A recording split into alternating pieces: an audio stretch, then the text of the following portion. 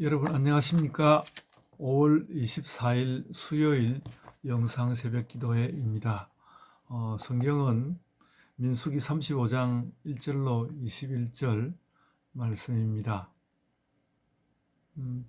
저는 오늘 이 민수기 35장 1절로 21절에 나온 도피성에 관한 말씀을 읽고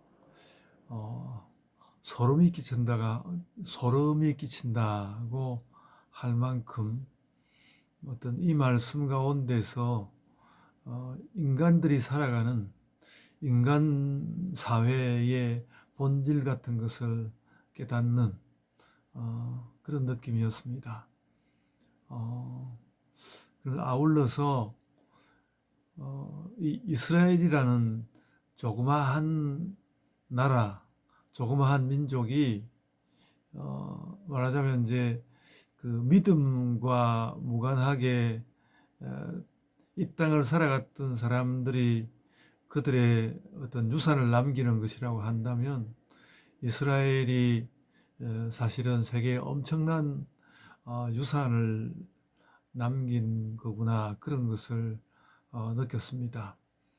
이 레위기 오늘 이 말씀에 나오는 도피성이라는 것이 참 하고 있는 말이 많은 것 같습니다. 원래 원수를 갚는 것이 하나님께 주어진 것이라고 생각하면 뭐 그렇게 누구나 그렇게 생각하면 좋겠지만 실은 이제 많은 그 원수 지는 일들이 세상 가운데 일어나고 있고, 요즘도 러시아와 우크라이나 사이에 전쟁이 일어나고 있고, 그래서 그 전쟁을 두고 뭐 평화를 유지해야 한다고 모두들 이야기는 하지만은 미국은 의당 우크라이나의 편을 들고 있고, 그렇다고 해서 러시아가 옳으냐 하면 러시아가 우크라이나에게 말할 수 없는 악을 저지르고 있습니다. 그러나 한편 생각해 보면 우크라이나는 왜 그렇게 바로 가까이에 있는 러시아와는 멀고 미국이나 서방과는 가까울까?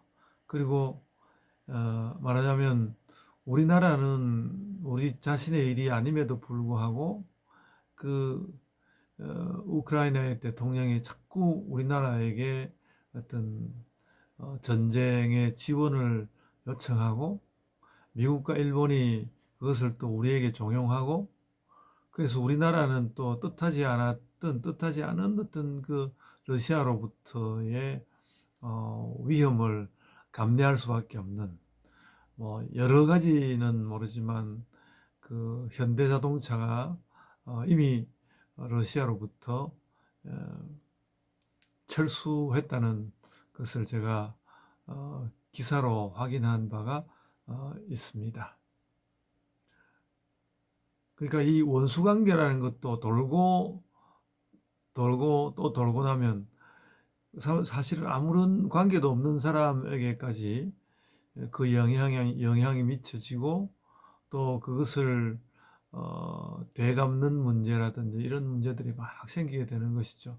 그래서 도피성을 둔 무엇보다 중요한 이유는 그런 수많은 원수 관계로 인하여서 인류 사회가 피폐하게 되는 것을 막기 위한 제도였다는 것을 알 수 있습니다. 그리고 말하자면, 그러니까 저는 참 앞으로 구약 성경을 읽을 때 우리가 좀 더 진지한 마음으로 읽어야 되겠구나, 그런 것을 느낍니다. 물론 구약 성경의 많은 내용이 신약 시대 예수님이 준 이 가르침에 미치지 못하는 부분이 있고, 그렇게 볼 때 그 예수라는 분이 또 죽어간 이 정신세계와 영적 세계에 대한 영향이 얼마나 크고 얼마나 대단한 것인지 느낄 수 있지만, 늘 예수님의 그 세계에 대한 교훈들은 구약 성경에 이미 주어진 말씀들을 기반으로 했다는 것을 생각할 수 있고, 예수님이 오지 않은 가운데 사람들 사이에서 이런 원수의 죄를 저지르고 원수를 갚는 이런 문제를 할 수 있는 한 사람들이 피해를 당하지 않는 방향으로 그 조치를 해 두려고 했던 이 민수기에 나오고 있는 도피성 제도는 얼마나 깊은 정말 평화의 제도인지 우리는 깨달아야 할 것 같습니다. 그래서 그 이스라엘이란 조그마한 나라가, 인구 별로 많지 않은 그 조그마한 나라가 이 세계 가운데 다시 찾아보기 어려운 어떤 평화의 원칙을 가지고 살아갔다는, 그리고 그 원칙을 지켜내기 위해서 반드시 그것을 지켜내기 위해서만 아니라 이제 하나님의 어떤 사역자로서 제사장이 있었지만, 말하자면 이런 평화의 세계를 지켜내기 위해서 레위인의 존재가 필요했고, 또 제사장의 제도는 그 중심이 되었다는 것을 알 수 있습니다. 그러니까 도피성이라는 것이 그야말로 성직자의 진정한 뜻을 알게 하는 것이죠. 그래서 우리가 그런 것을 잘 깨달으면 좋겠습니다. 그래서 오늘날도 어떻게 보면 우리 한국만 하더라도 사실 이제 대형 교회가 사람들로부터 비난을 받는 그런 것이 좀 있기는 하지만은, 실은 대부분의 많은 목사들이 사실 경제적인 어려움에 시달리고 있습니다. 그런 것을 생각할 때에 그들을 위한, 정말 경제적으로 어려움을 당하는 성직자 목사들을 위한 교회에 더 튼튼한 제도가 있어야 하지 않는가. 이건 제 자신에 관한 이야기가 되고 말겠지만은 성경 말씀은 그런 것을 지적하여 준다는 것입니다.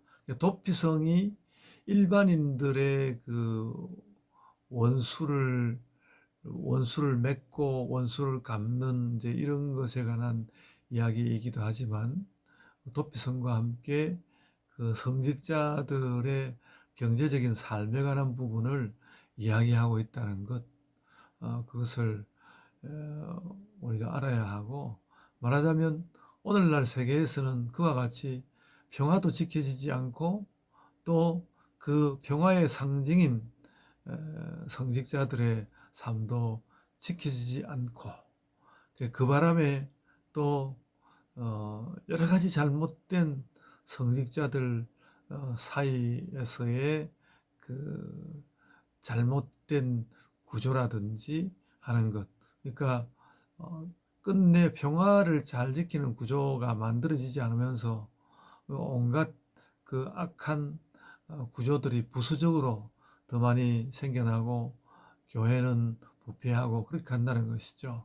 그래서 여러분, 제가 그런 것을 느낍니다. 교회의 부패를 두고 사회가 그 탓을 하는 애들이 참 많은데, 정말 그럴 수 있는 것인가? 사실은 교회의 부패는 세상의 부패를 고스란히 반영하고 있다는 것을 우리는 또한 알아야 할 것입니다. 제가 목사로서 이 교회가 져야 할 책임을 회피하겠다는 뜻이 아니라, 교회가 부패할 때는 반드시 부패한 사회도 함께 있다는 것을 우리가 생각해야 할 것입니다.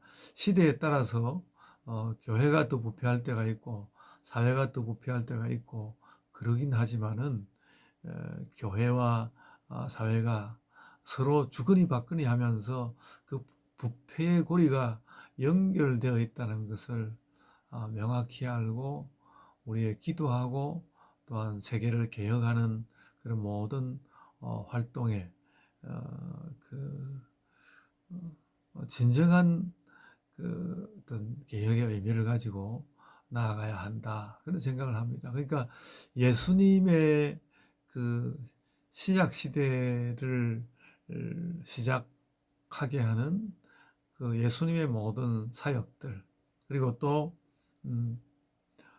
우리 종교 개혁가들이 개혁을 하려고 했던 그 시대의 부패상 이런 것들을 생각하면서 얼마나 그들이 참 어려운 결단을 하여서 어려운 일을 행했는지 그런 것도 알고 또 현존하는 모든 교회의 제도들이 얼마나 그런 수많은 고민들 속에서 오늘날 존재하고 있는 것인지 그런 것들에 대해서 더 명백히 깨달아야 하겠다고 생각합니다.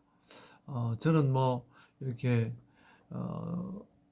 이제 뭐 하루 이틀이 지나면 학교에 은퇴 예배를 드리고 뭐 교수직에서 은퇴합니다만 그리고 그런 기간 동안에 학교에서 어떤 뭐 중요한 직책을 가진다거나 그런 일을 하지는 못했는데 정신도 살아 있어야 하고 그런 행정적인 직책도 살아 있어야 하는데 그 둘이 서로 많이 서로 통하고 있다는 것 그런 것을 새삼스럽게 깨닫고 교회는 어쨌든 뭐 연약하지만 제가 교회에 처음부터 끝까지 모든 것을 책임지면서 가고 있는데 저도 책임을 다해야 하지만 우리 성도들도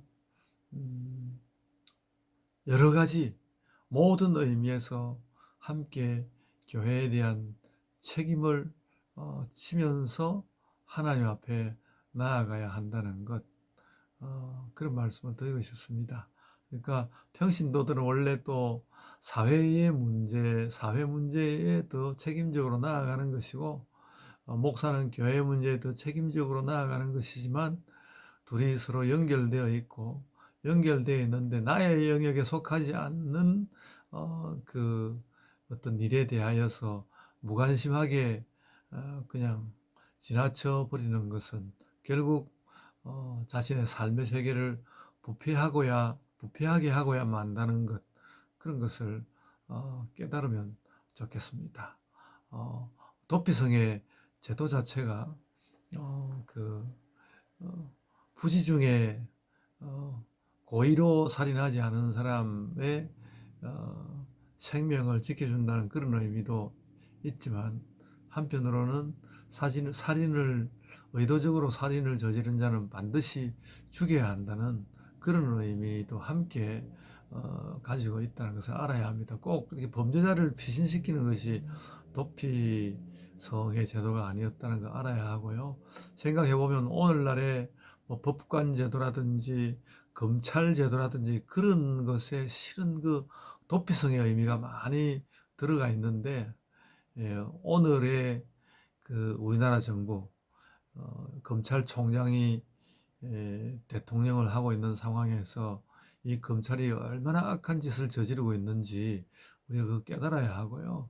그러니까 어떤 사람이 그러니까 목회자가 뭐 정치적으로 진보에 속했다, 보수에 속했다 이런 문제하고는 달리 상당한 종교적인 의미를 가졌다고 생각할 수 있는 이 법의 문제를 말하자면 검사들이 무슨 검사 동일체니 무슨 기소 독점주의니 하는 이런 그 개념들 속에서 얼마나 이 땅에 살아가는 사람들을 고통스럽게 하고 또 스스로 자괴감을 느끼게 하고 있는지 그런 것을 새삼스럽게 깨닫고요. 이런 문제들에 대해서 이미 저 옛날 3000년 이전 시대에 이미 이런 것들을 고민했다는 것이죠. 하나님께서 또 그 부분에 대한 어떤 가르침과 제도를 주셨다는 것이 매우 놀랍고 한편 생각해 보면 이런 유대 민족을 주신 하나님께 감사하는 그런 마음도 함께 가집니다. 오늘 제 말이 너무 길어졌습니다. 제가 잠시 기도하겠습니다. 주님 은혜 주시고 저희가 정의 가운데 살게 해 주시고 그것에 또한 교회가 얽혀 있다는 것도 깨닫게 됩니다.